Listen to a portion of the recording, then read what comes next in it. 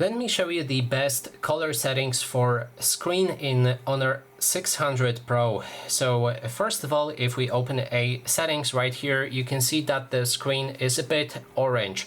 So to fix this, first let's enter the home screen, display and brightness, and then we can find the screen color mode and temperature.